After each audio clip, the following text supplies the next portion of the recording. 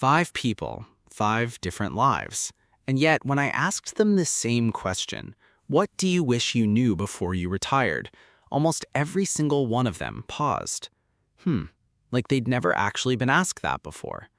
That surprised me. Because we talk about retirement in Singapore all the time. CPF bis, CPF thought, property, investing, how much you need by 65. But nobody really stops to ask the people who've already been through it. What did they get right? What do they regret? What would they tell their 30-year-old self if they could sit down for coffee? So I did. I sat down with 5 retired Singaporeans, all from very different backgrounds: a former teacher, a hawker, an engineer, a nurse, and someone who used to run a small logistics business. None of them were rich in the flashy sense. No luxury condos in Sentosa, no luxury cars, just ordinary people who'd worked their whole lives and were now living out the other side of it. And what they told me changed the way I think about money, completely. Let's start with the first thing almost all of them agreed on, okay? None of them regretted spending too little. That's the twist. You'd think the regret would be I should have enjoyed life more, spent more, but it wasn't. 4 out of 5 said their biggest regret was starting to invest too late.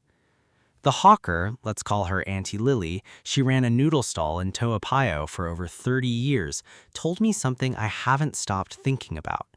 She said, "I worked with my hands every single day for 3 decades, but my money never worked as hard as I did." Think about that for a second. She saved diligently, she was frugal, she did everything the responsible way. Bank savings account, CPF, and that was basically it. And by the time she started looking into investing, she was already in her 50s. She told me the 20 years she lost weren't really about the money she could have made. It was about the compounding she could never get back. And this is where it gets interesting, right? Because compounding doesn't really show itself early. If you invest a small amount in your 20s, for the first 5-6 years, it barely moves. It's almost boring. But somewhere around year 12, 13, something starts to shift. The growth stops looking like a straight line and starts curving upward. That's the part Auntie Lily never got to experience because she started her compounding clock in her 50s instead of her 20s. The engineer, his name was Mr. Tan, had a completely different story. He actually started investing in his late 20s. Smart guy, did his research. But his regret wasn't about starting late. It was about something else entirely: lifestyle creep.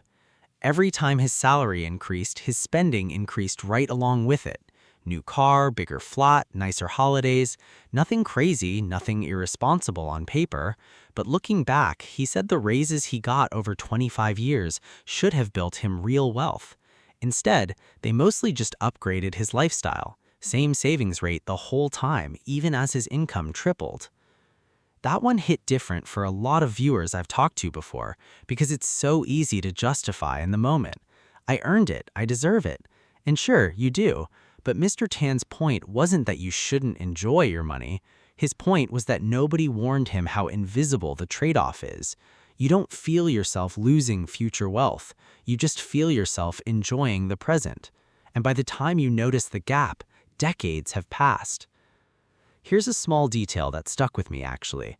Mr. Tan pulled out his old payslips. He'd kept every single one, filed neatly in a drawer, and showed me his salary from year 1 to year 25. The number kept climbing, steadily, predictably, but when he laid his bank statements next to it, his savings rate barely moved. Same percentage, decade after decade. He said if he could go back, he wouldn't tell himself to earn less or want less. He'd just tell himself to freeze his lifestyle for 1 year every time he got a raise and let the difference go straight into investing before he got used to spending it. Now here's where the shift happens, because up to this point, you'd assume the lesson is simple. Invest early, don't let your lifestyle inflate, done. But the third person I spoke to, a former nurse named Madam Chandra, complicated that entirely. She did everything right. Started investing in her 30s, lived modestly, avoided debt. But she told me her biggest regret wasn't financial at all. It was time. She said I was so focused on being financially safe that I delayed things I actually wanted to do.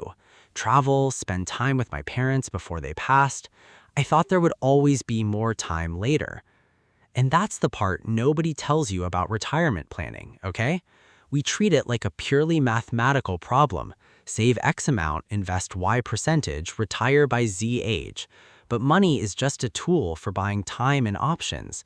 And if you're so busy optimizing the tool that you forget what it's actually for, you can end up financially comfortable and still regretful. What struck me is that Madam Chandra wasn't telling me to stop saving. She wasn't saying financial discipline was a mistake. She was saying that discipline needs a destination. Right now, when someone asks how much do I need to retire, nobody really follows up with, and what exactly am I retiring into? Most people can answer the first question with a number. Almost nobody can answer the second one with a sentence. So where does that leave us? Because on one hand, you've got people who wish they'd started investing earlier. On the other, someone who wishes she'd spent more of her time on what mattered, even if it meant slightly less financial security. The fourth person, the former business owner, actually gave me the answer that tied it all together. His name was Mr. Wong, and he said something simple but powerful. Money problems and time problems look different, but they come from the same mistake, not deciding on purpose. Auntie Lily didn't decide not to invest. She just never got around to learning how. Mr. Tan didn't decide to inflate his lifestyle. It just happened, gradually, invisibly. Madam Chandra didn't decide that work mattered more than family time. She just kept postponing the decision, assuming there would be a better moment later. None of them made bad choices on purpose. They just never made the choice on purpose at all.